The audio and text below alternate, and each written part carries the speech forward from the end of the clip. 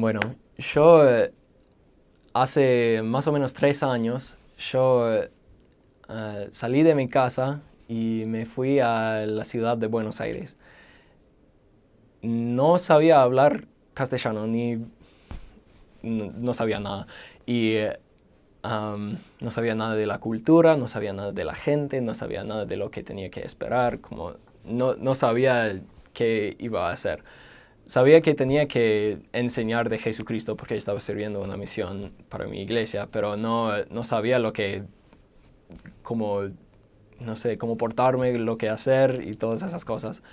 Entonces, la verdad es que al llegar a Argentina, creo que ese fue la experiencia más temorosa que he tenido en mi vida. No sabía hablar con nadie. Mucha gente me venía y me hablaba y no sabía qué hacer y solo me quedé así mucho tiempo. Como no podía hablarles, ni entenderles, ni nada.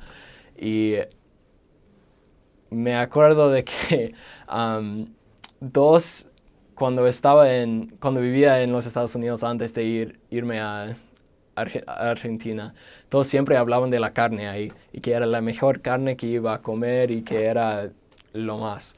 Entonces estaba, estaba muy animado a probar la carne y llegué ahí y el segundo día que estuve ahí, mi compañero, como misionero siempre tenemos compañeros, um, él tenía un amigo ahí, un miembro de nuestra iglesia que nos prometió un asado.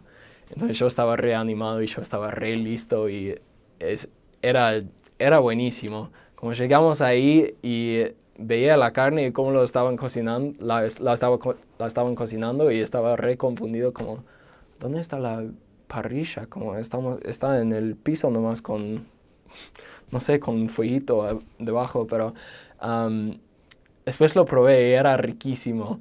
Y era la mejor, era riquísima y era la mejor carne que había probado. Y comí un montón. Y porque comí tanto me hizo re enfermo y no quedaba en mi estómago. Como esa noche llegué a la casa re lleno y no podía guardarlo en mi estómago y tuve una noche buenísima después. No podía dormir, estaba re enfermo y todo, pero todavía era la mejor carne que había comido en mi vida.